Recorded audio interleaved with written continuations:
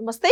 Welcome to our channel. నేను మిషాల్ని. మాజీ ముఖ్యమంత్రి జగన్మోహన్ రెడ్డికి వర్సెస్ చెల్లి షర్మిల గారికి ఆస్తుల గొడవ జరుగుతుంది అందరికీ తెలిసిందే. అయితే ఈ ఆస్తులు గోల ఏంటో ఎవరికి అర్థం కావట్లేదు. ఇంట్లో ఉన్న వాళ్ళకి అర్థం కావట్లేదు. ఇక ప్రజలకు ఏం అర్థం అవుతుంది? అయితే షర్మిల మాట్లాడిన వ్యాఖ్యలకి రాజమౌళి శివప్రసాద్ రెడ్డి గారు కౌంటర్ ఇస్తున్నారు. దీనికి పూర్తిగా విశ్లేషించడానికి మనతో పాటు స్టూడియోలో ఉన్నారు పొలిటికల్ అనలిస్ట్ శ్రీలీల గారు ఉన్నారు. వారిని అడిగి విషయం తెలుసుకునే ప్రయత్నం చేద్దాం. నమస్కారం మేడం. నమస్తే అమ్మా. షర్మిల మాట్లాడుతున్న వ్యాఖ్యలకి జగన్మోహన్ రెడ్డికి దమ్ము ధైర్యం ఉందా అని అడుగుతుంది. దానికి స్పందించి రాజమౌళి శివప్రసాద్ రెడ్డి గారు మాట్లాడుతున్నారు. దీని మీద స్పందన ఏంటి మేడం? అంటే రాజమౌళి శివప్రసాద్ రెడ్డి గారు ఏదో పద్ధతిగా చాలా బుజ్జగింపుగా వెళ్తున్నాడు, వింటున్నాం. కానీ మిగతా వాళ్ళందరూ కూడా చాలా వైలెంట్గా వెళ్తున్నారు, అది కూడా వింటున్నాం. అసలు ఏంటి గోల అంటే విశ్వదావిరామ వినురవేమని వేమన శతకం ఒకటి ఉంటుంది. పద్యం ఏంటంటే, చెప్పులోన రాయి చెవిలోన జోరీగా ఇంటిలోన పోరు ఇంతింత కాదయ్యా విశ్వదాభిరామ వినురవేమ అని. మరి ఇంటిలో పోరు ఎలా ఉండిద్ది అంటే ఇదిగో ఇట్లా భరించలేనంతగా ఉండిద్ది. అయ్యో పాపం జగన్మోహన్ రెడ్డి ఏమైపోయాడమ్మా, బయటికే రావట్లేదు, ఉక్కిరి విక్కిరి అయిపోతున్నాడని. మళ్ళీ ఇంకొక మాట అన్నాడు రాజమౌళి శివప్రసాద్ రెడ్డి. ఆయన చాలా దమ్ము ధైర్యం గల వ్యక్తి, ధైర్యానికి కేర్ ఆఫ్ అడ్రస్. ఇది మాత్రం నేను ఒప్పుకుంటాను. ఎందుకంటే ఏ విషయంలో ఆయనకి దమ్ము ధైర్యం ఉంది అంటే, అన్యాయంగా అక్రమంగా రాష్ట్రాన్ని దోచుకోవటంలో, ఎదుటి వాళ్ళ మీద దాడులు చేయటంలో, నిర్దాక్షిణంగా నడి రోడ్డు మీద తోట చంద్రయ్య లాంటి వాళ్ళని కత్తిపెట్టి కొయ్యటంలో ఎక్కడ వెనకాడలేదు కదా వీళ్ళు. ఏం చేసుకోను? ఏదైనా 10 మందిని రక్షించడానికి నీ ధైర్యం అయితే, నీకు దమ్ముందంటే అప్పుడు నేను అప్రిషియేట్ చేస్తారు అందరూ. వీరుడు సూర్యుడు గొప్పవాడు, అందరికీ రక్షణ కల్పించే వ్యక్తి అని. నువ్వు రక్షకుడివి కాదు కదా, నువ్వు భక్షకుడివి. నువ్వు దుష్టుల్ని రక్షిస్తావు, మంచి వాళ్ళని శిక్షిస్తూ ఉంటావు. నీలాంటి వ్యక్తుల్ని ఏ విధంగా చెప్పుకోవాలి? రాజమౌళి శివప్రసాద్ రెడ్డి గారు కూడా ఈ రోజున జగన్మోహన్ రెడ్డి గారు బయటికి రాకుండా వీళ్ళందరినీ కూడా వెళ్ళి మాట్లాడమంటున్నట్లు వీళ్ళందరూ మాట్లాడుతూ ఉంటే జగన్మోహన్ రెడ్డి గారి పరిస్థితి ఏంటి? నిజంగా ధైర్యం గల్లవాడు, నిజంగా దమ్ము గల్లవాడు. మరి శివప్రసాద్ చెప్పినట్లుగా ఆ ధైర్యమే దమ్ము ఉంటే ఎందుకు బయటికి రావట్లేదు? ఎందుకు వచ్చి షర్మిల గారికి మరి నువ్వు కౌంటర్ ఇవ్వాలి కదా, ఇదిగో ఇది పరిస్థితి అని ఎందుకు మాట్లాడలేకపోతున్నాడు? అంటే ధైర్యం లేదా? భయపడుతున్నాడా? ఎక్కడ ఈడీ మళ్ళీ అటాక్ చేస్తుందో, ఎక్కడ మరి మళ్ళీ జైలుకి వెళ్ళవలసి వస్తుందో అనుకుంటున్నాడా? అన్న వదిలిన బాణం వచ్చి అన్ననే గుచ్చుకుంటుందా? మామూలుగా ఉండట్లేదు అనమాట. ఫ్యామిలీ ఇష్యూస్ ఎలా ఉంటాయి అంటే, ఎదుటి వాళ్ళు అనేటప్పుడు గతంలో మనం చూసాం. ఈ చెల్లెలే ఈ తల్లే రాష్ట్రం అంతా పర్యటించి ఏమని చెప్పారు? మంచివాడు బుద్ధిమంతుడు జగన్మోహన్ రెడ్డికి ఓటేసి గెలిపించండి, మరి జగన్మోహన్ రెడ్డికి రాజ్యాధికారాన్ని కట్టబెట్టండి అని. మరి వాళ్ళే ఇప్పుడు ఏమంటున్నారు? వీడో పనికి మాలినాడు, అసలు వీడంతా ఎదవ ఇంకోహళ్ళు లేడని వాళ్ళే చెప్తున్నారు. వరుది కళ్యాణి ఒకవైపు మాట్లాడుతుంది, గుడ్డు అమర్నాథ్ వచ్చి మాట్లాడుతున్నాడు, రాజమౌళి శివప్రసాద్ రెడ్డి వచ్చి మాట్లాడుతున్నాడు, కొడాలి నాని ఈయనో సంస్కారవంతుడు, ఈ సంస్కారవంతుడికి సర్టిఫికెట్టు. ఎవరన్నా వింటే నవ్వుతారు. నువ్వు బూతులు తిట్టేవాడివి, నువ్వు ఒక గుట్కా గ్యాంగ్వి, నువ్వు ఒక లారీ క్లీనర్వి, నువ్వు ఒక గడ్డం గ్యాంగ్వి. ఎదుటి వాళ్ళకి నోటుకి వచ్చినట్లుగా అసలు వాళ్ళకి ఒక మంచి మర్యాద, వాళ్ళ ఏదైతే వాళ్ళ వయసుకి కూడా మనం మర్యాద ఇవ్వకుండా మాట్లాడిన వ్యక్తి కొడాలి నాని.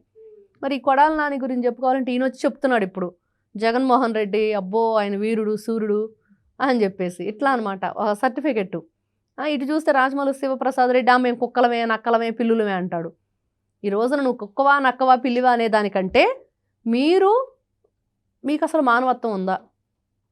మనుషులుగా ఉండి మరి ఎదుటి మనుషుల మీద ఎంత నీచంగా పోస్టులు పెట్టించారు, ఎంత నీచంగా వాళ్ళ ఫోటో మార్పింగ్లు చేయించారు, ఎంత నీచంగా మీ ఛానల్లో మీ పేపర్లో అమరావతి దేవతల రాజధాని అంటే ఏమన్నారు? వేసెల రాజధాని అన్నారు. మరి ఎలా మాట్లాడతారు? దానికి సమాధానం చెప్పే ధైర్యం ఉందా వీళ్ళ దగ్గర? ఈ రోజున మీ ఇంట్లో ఆస్తుల కోసం మరి జగన్మోహన్ రెడ్డి గారు మాట్లాడకుండా వీళ్ళందరూ మాట్లాడుతున్నారు. ఇది ఇప్పుడు ప్రజల నుంచి వస్తున్న స్పందన. అవును, ఎందుకంటే ఆయన మాట్లాడు అంతే, అవసరమైనప్పుడు వస్తాడు స్క్రిప్ట్ పట్టుకొని. జగన్మోహన్ రెడ్డి గారు స్క్రిప్ట్ ఇంకా రెడీ అవ్వలేదన్నమాట. ఆ స్క్రిప్ట్ రెడీ అయిన తర్వాత వస్తాడు, ఖచ్చితంగా మాట్లాడతాడు. మాట్లాడకుండా ఉండడు. అంటే చూడకుండా చదవటం చూసి మాట్లాడటం ఆయనకి రాదనమాట. కాబట్టి ఆ స్క్రిప్ట్ రెడీ అవ్వాలి. ఆ స్క్రిప్ట్ రెడీ అయ్యి అప్పుడు బయటకు వస్తాడు జగనన్న వచ్చాక అసలు యుద్ధం స్టార్ట్ అయింది. అసలు నిజంగా జగన్మోహన్ రెడ్డి గారి ధైర్యం ఉంటే షర్మిల దగ్గరికి వెళ్ళమనండి, అడగమనండి, చూద్దాం. మరి అలా కాకుండా నువ్వెక్కడ ఎలహంక ప్యాలెస్లో కూర్చొని అధికారాన్ని ఎంత దుర్వినియోగం చేసావు గతంలో. మరి ఈ రోజున అధికారం కోల్పోయిన తర్వాత వస్తే రపరప నరికేస్తాం, రక్తంతో హోళీ ఆడతాం. ఆల్రెడీ మీ బాబాయ్ రక్తంతో హోళీ ఆడారు, ఇంకెంత మందితో హోళీ ఆడతారు మీరు? ఈ రోజున ఆ బాబాయ్ కూతురు ఒకవైపు, నీ సొంత చెల్లెలు ఇంకొక వైపు, మరి నీ తల్లి ఇంకొక వైపు, ఇంత దారుణంగా నిన్ను చుట్టుముట్టి నువ్వు చేసిన పాపాలు అడుగుతూ ఉంటే ఎక్కడా కూడా నీకు చీమగుట్టినట్టు కూడా లేదు. మరి అది నిజంగా ఈ రాచమల్లు శివప్రసాద్ రెడ్డి మాట్లాడుతుంటే ఏంట్రా బాబు ఇది నవ్వాలో ఏడవాలో తెలియనట్టుంది స్క్రిప్ట్ అనిపిస్తుంది జనాలకి.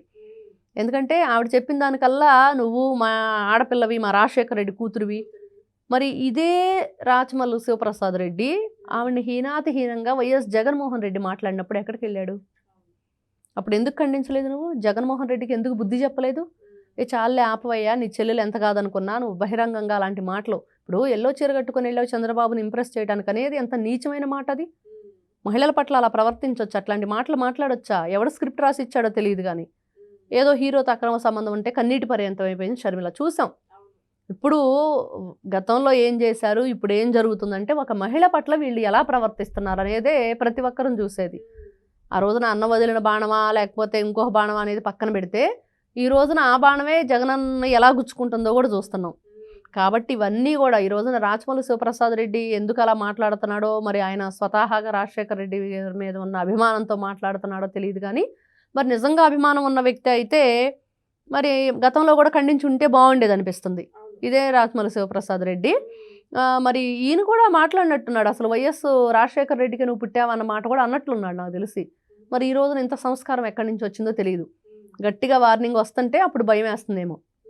ఎందుకంటే ఏదైనా సరే ఒక మాట ఈ రోజున రికార్డులో ఉండిద్ది.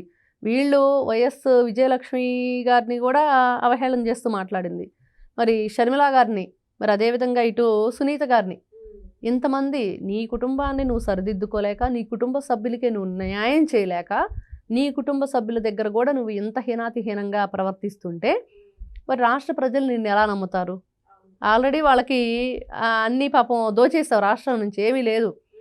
ఎన్ని వేల కోట్ల రూపాయలు దండుకున్నాడో వైఎస్ జగన్మోహన్ రెడ్డి మనం చూసాం. మేడం ఇప్పుడు జగన్మోహన్ రెడ్డి గారి ఇంట్లో ఆస్తులు గొడవలు అంటే ఎవరికి అర్థం కావట్లేదు. మరి విజయమ్మ గారు అన్నట్టు ఆమె ఒక లేఖలో రాసినట్టు ఇప్పుడు మేనకోడలకి మేనల్లుడికి సమానంగా ఇచ్చే అవకాశం ఉందంటారు అసలు జగన్మోహన్ రెడ్డి గారు? ఏమంటారు మేడం?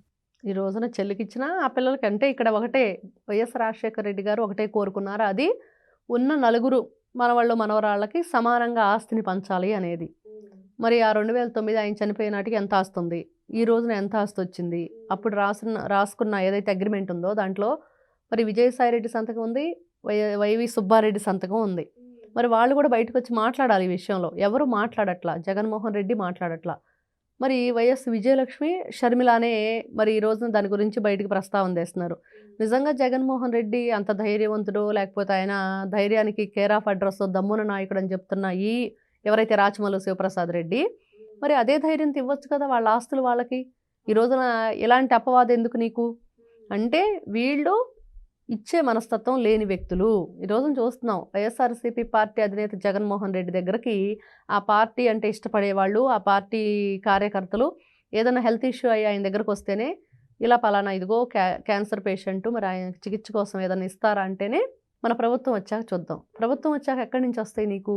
ఎవరి దగ్గర నుంచి తీసుకొచ్చిస్తావు? ఎవరి జేబుల్లో ఏ డబ్బులు? ప్రభుత్వం దేని మీద నడుస్తుంది? ప్రజలు కట్టే పనుల మీదే కదా. లేకపోతే అప్పు తీసుకురావాలి. నువ్వు ఆల్రెడీ ఎన్ని వేల కోట్ల రూపాయలు, ఎన్ని లక్షల కోట్ల రూపాయలు చేసావో అందరికీ తెలుసు. కాబట్టి జగన్మోహన్ రెడ్డి గారి ఆలోచన విధానం ఆయనకి పెట్టడం చేత కాదు, కొట్టేయటమే చేతవ్వు. కాబట్టి అలా కొట్టేసే వ్యక్తి మరి తిరిగి ఇచ్చే ఆలోచన వాళ్ళకు ఉండదు. ఇది మాత్రం ఖాయం. ఎవరు ఎన్ని అనుకున్నా ఏం చేసినా జగన్మోహన్ రెడ్డి గారు కొట్టేయడానికి కేర్ ఆఫ్ అడ్రస్ అనేది మాత్రం వాస్తవం. Thank you madam. నమస్తే.